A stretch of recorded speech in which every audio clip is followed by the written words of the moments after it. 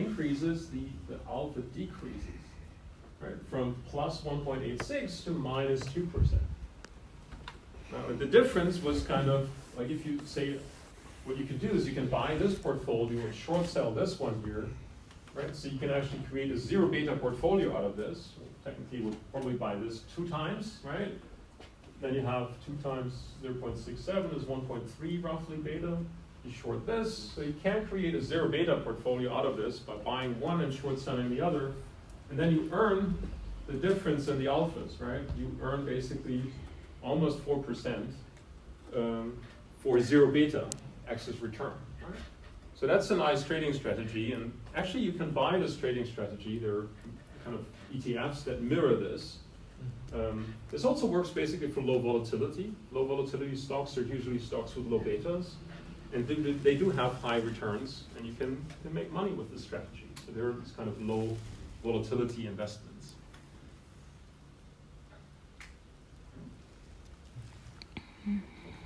Because we're running out of time, maybe let me show you one more graph before we call it a day.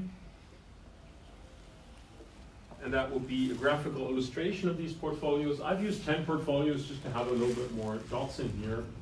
But this is the same data basically as you see in the table before. So what do we see here? We basically see the picture of the Kabbalistic pricing model. We put the betas on the x-axis, and instead of the expected returns, now we have the historical returns. The red dashed line here is our security market line from the theory.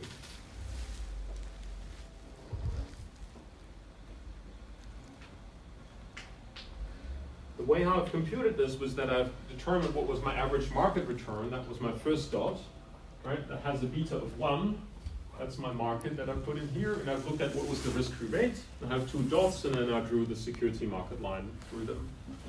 Right, so the market can be found here.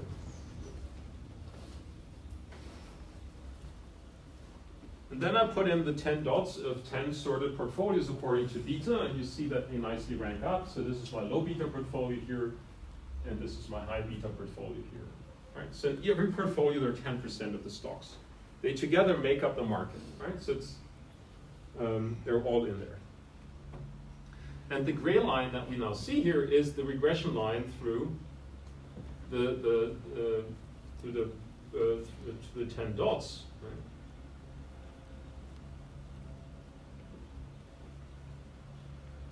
Through the 10 sorted portfolios.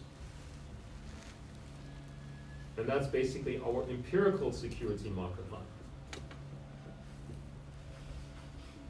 So that's what the data tells me the relationship between beta and the returns are. And what we see is that the empirical version is much flatter than the actual version.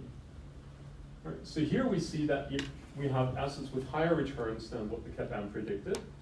And here we have lower returns than the CAPM predicted. So this was evidence that was already found in the 1960s, 1970s, that the security market line is in the data too flat compared to what the Kabbalistic pricing model predicts.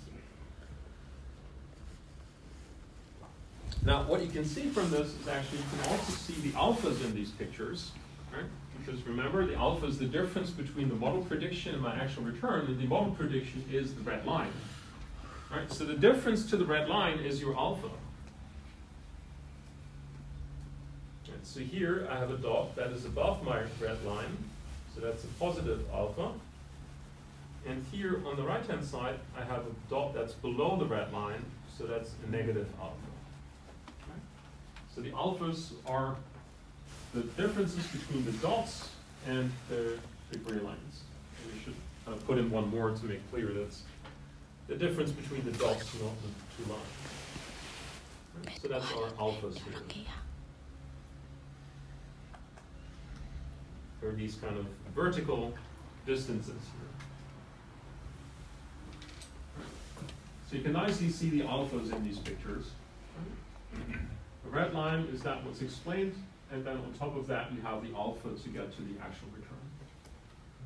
Right? And this is a picture again that's kind of saying that the Kabbalistic, well, generally we have a positive relationship here, which is good. I'll show you another version.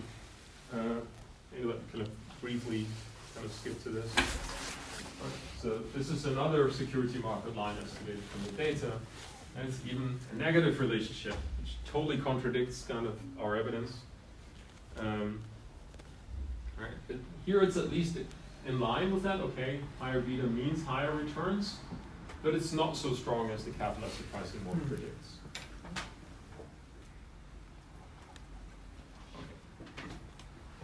So as my meeting starts in a couple of minutes, I will kind of call it a day here. If there are any questions, you can still ask them. Yeah. Just an administrative question. Is the exam, is that confirmed that it's on the 25th of January?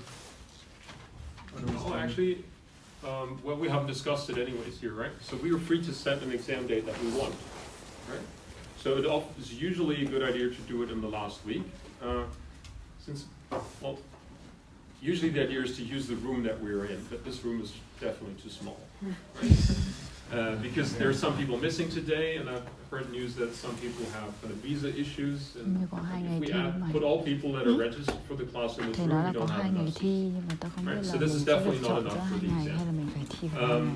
Right, so I have to check whether there's a room available, and I don't know what your preference is, if you want to have more